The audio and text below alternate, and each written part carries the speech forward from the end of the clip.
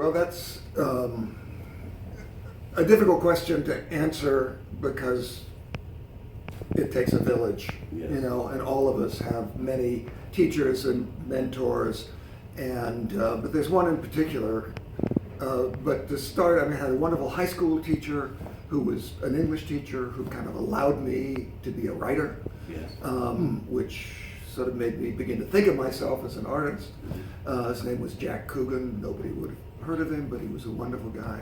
And then in college at Dartmouth, which we share, there were a couple of people, Steve Coy and Henry Williams, who kind of encouraged me as an actor. And in graduate school, the late, great Ted Kazanoff, who was a master teacher of acting, and that was at Columbia. But most significantly, I think, to my life as a whole and my career was the managing director, by title executive producer, in fact, of the Peterborough Players, where I started my career as a young actor in 1969 and became an artistic director a very brief 8 years later.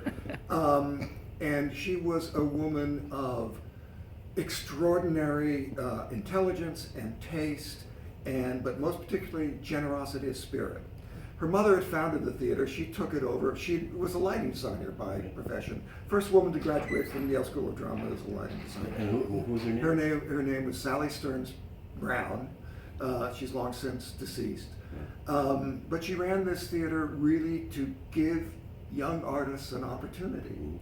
And she appointed me artistic director at a time in my life when nobody in their right mind should have done so. But she had faith in me and faith that I would kind of learn through making big, bold mistakes, which I did. And the theater was very small at that time and basically kind of ran out of her dining room and off her dining room table. And I've often said that it was around that dining room table that I learned everything of real importance about the theater and life itself. And in particular, I'd say there are two things that I really learned from her and at that theater, is how to tell a story as simply and clearly as you can as a director, with minimal financial support, but a company of young, talented professionals. And that was of enormous importance in terms of my growth, I think, as a director. But more important, I think the thing that she taught me, which I think is the one message that if anybody ever asked me that I would pass on to somebody who was becoming a new artistic leader, an artistic director, which is always make the hard call. The easy calls, the fun calls when you're a leader of an institution are, David, I got a part for you. I'd love for you to play Hamlet. And I make your day. You make me feel good. I feel like the benevolent monarch. The hard call is to say, David, we are close friends. We've done a lot of work together. I cannot cast you as Hamlet. That's the tough call to make, and that's the one you have to make. Yeah. If you're going to be a leader of an institution, really. And the first call, the one that makes you feel good, you can let your assistant do that, but it's the tough call. And those are the two things that I think I learned around that dining room table. Wow.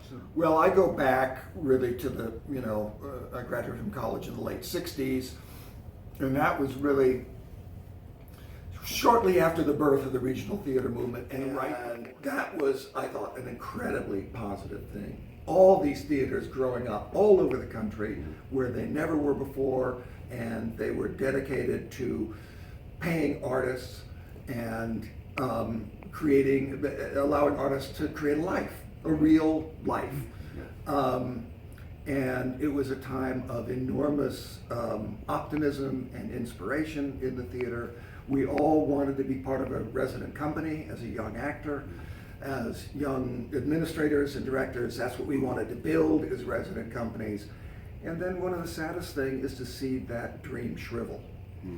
And as someone who tried to establish a resident company, Pioneer Theater Company, and I couldn't make it work for a variety of reasons, mostly economic, it's that kind of shriveling of that dream that I kind of regret most in a way. Yeah. It's not a lack of inspiration, it's not a lack of, but it's a lack of money. And we see that just closing in and closing in and closing in.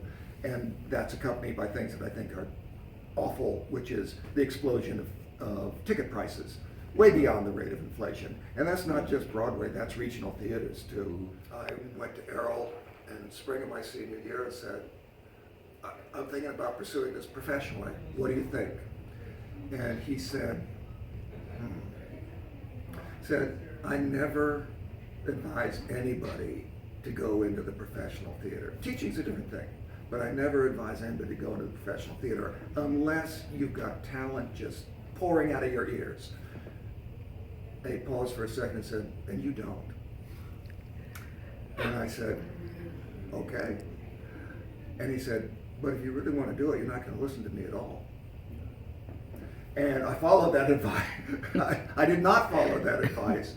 And I guess it kind of worked out okay through a lot of luck, people in the right places at the right time, and also finding, I think, where I did have a talent, which as a director and an artistic director and ultimately a playwright, much more than I ever had acting talent. So I kind of found my right path through it. So I was very lucky.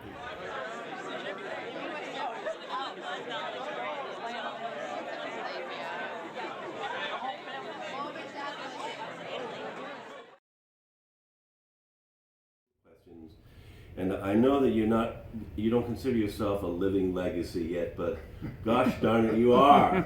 So Just because I'm old and not dead.